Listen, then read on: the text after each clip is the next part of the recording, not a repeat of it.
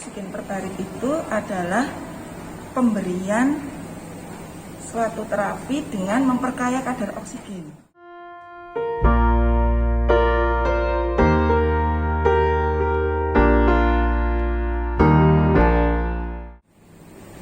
Jadi gini, atlet nanti ikut terapi ini diberi tekanan sampai kadar tekanan sekitar 2,4 atah atau 14 meter.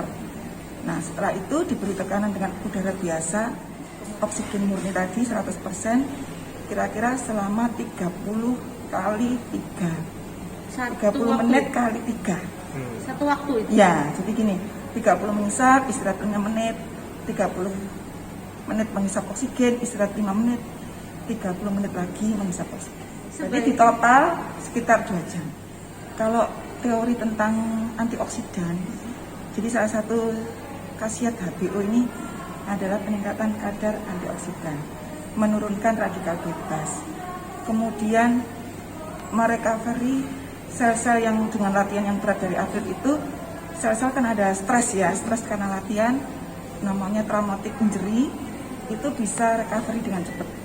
Asam laktat yang diproduksi dari latihan yang berat itu juga tinggi, itu bisa segera rilis ya, diganti dengan antioksidan. Jadi seperti itu. Terus kemudian meningkatkan imunitas. Nah, kita mau mencari yang mana dulu?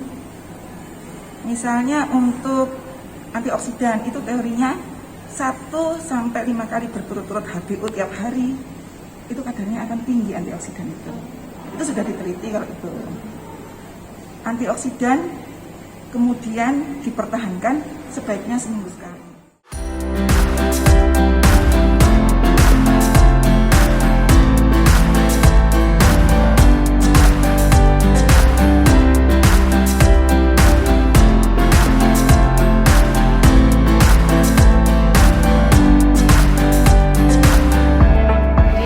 Betul memang bahwa terapi oksigen hiperbarik memang seringkali dilakukan pada pasien ya, dan ini kok atlet, jadi kesannya kan sehat untuk apa ya, tapi sebenarnya kita tahu bahwa atlet itu mempunyai beban latihan yang sangat tinggi sehingga terjadi penumpukan asam laktat.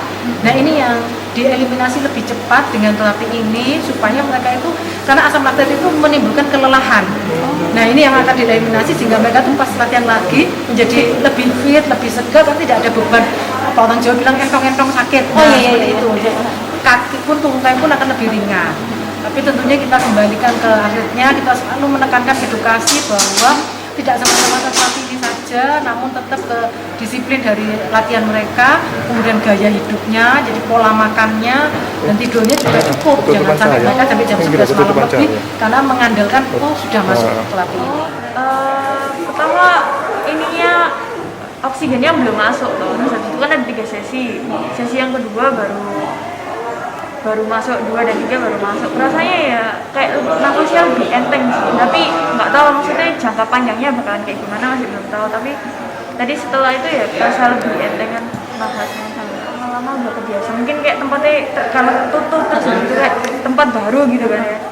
Ini kan kedap toh, jadi kayak tertekan, habis itu udah diajarin caranya gimana, terus lama-lama udah biasa.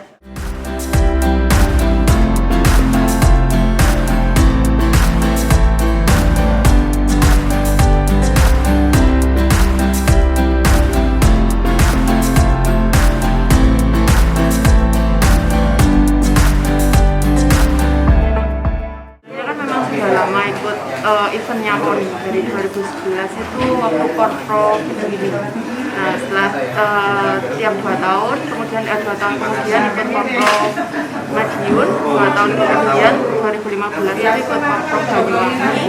Setelah itu dipanggil lagi untuk persiapan Porpro. Sebenarnya karena saya bidang kesehatan, saya senang karena merawat orang sehat gitu. Kalau dukanya ya atlet kan kadang ada yang maksudnya kita memberikan terapi apa kadang tidak dikerjakan. Sebelumnya itu setiap kegiatan kita kadang terfokus di PONI. Cuman kalau selama pandemi ini mereka kan ada BSN, ada karantina di mes, dan mereka tidak diperbolehkan untuk keluar dari mes. Jadi kita yang mendatangi ke tempat mereka PNN. Jadi kita datang ke setiap kota di mana mereka ada. Jadi mungkin lebih melelahkan dia, tapi ya situasi